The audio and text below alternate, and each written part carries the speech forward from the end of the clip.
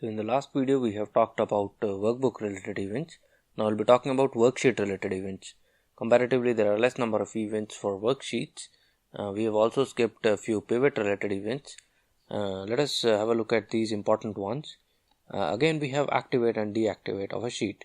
Like in workbook we can activate and deactivate by switching to different workbooks. When we talk about worksheet, we can switch between worksheets also. At a time you can see only one worksheet of a workbook. So for example, I am right now on sheet 2, but when I go to sheet 3, that would be an activate event for sheet 3 and deactivate event for sheet 2. Similarly, if I go to sheet 1, this would be activate event for sheet 1 and deactivate event for sheet 2. Now, whichever sheet we want to use and perform an operation on, we can write code in it. For example, you want to do something on activation and deactivation of sheet 2 only. In that case, you need to go to VB editor and use the object of sheet 2 only and not for sheet 1 or sheet 3. So it is important to understand where to write code. So for sheet 2, activate and deactivate, you can add worksheet deactivate, and similarly you can add worksheet activate also. So for activate, just make it activate. And then message box, there are no arguments in both the methods. Activated, and in here deactivated. Now see, right now I'm on sheet 2. I clicked on sheet 1. Therefore deactivate event for sheet 2 is called. There is no activate event for sheet 1, therefore nothing is called, but deactivation event for sheet 2 is called. Similarly, now I am on sheet 1 and I need to switch to sheet 2. Activate event for sheet 2 is called, which says activated. So this way you can control things. Then we are talking about before double click and before right click. In the VB editor, I have added two sub procedure in sheet 2. One is for before double click and second one is for before right click. You can here go to the worksheet and then select the event which you want to add. This syntax will automatically get popped in. I just added a message box to it. So in double click event, I am displaying a message box saying double click, and in right click I am displaying a message box saying right click. Now when I am on sheet 2, wherever I perform a right click, it gives me that message box. You can see. And whenever I perform double click, it gives me double click message.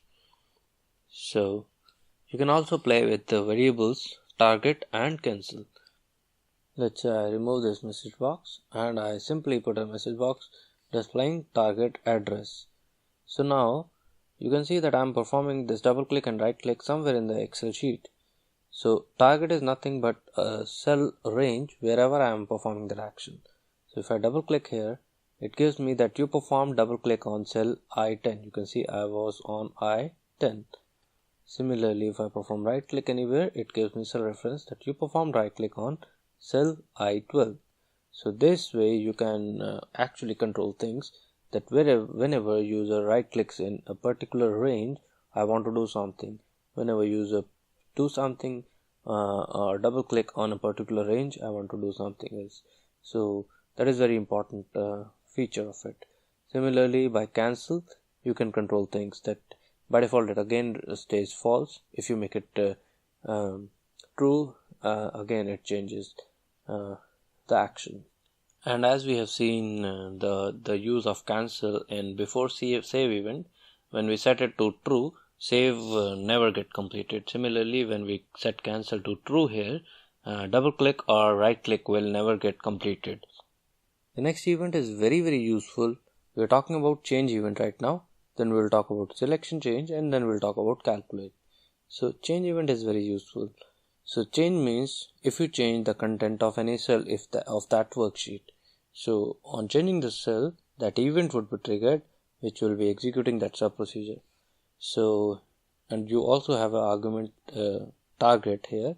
So target is basically the cell whose value has been changed by user. So message box target dot address. We are doing nothing but we are just displaying in message box which cell has been changed. So I am changing a cell K12, value of cell K12, it gives in message box that you have changed value of K12. I change something else, it gives me cell address. So change is not just adding something, but it is also like deleting. So if you are changing a value from existing value to something else, that is a change event.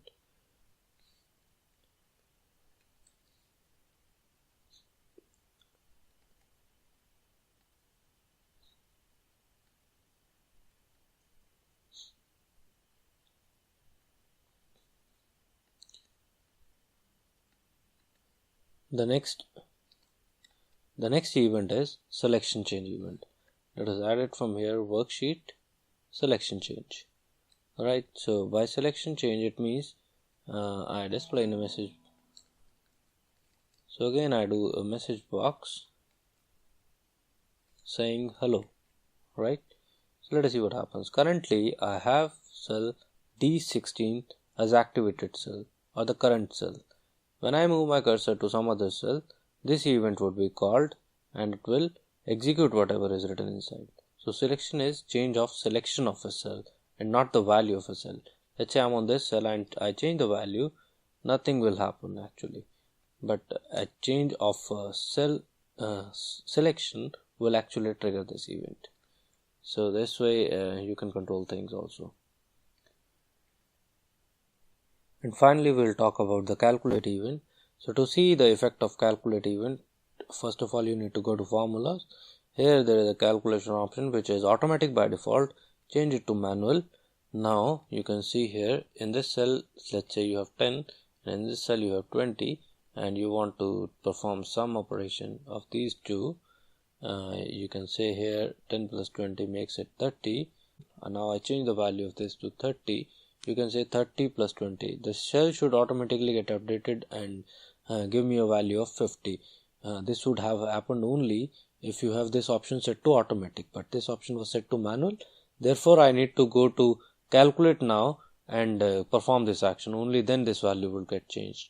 So this calculate is nothing but the event which actually calculate things. Whenever this event get triggered, it will execute the sub procedure. So you can control things also this way. So this is all about worksheet events. We will see more such examples in the next video tutorial.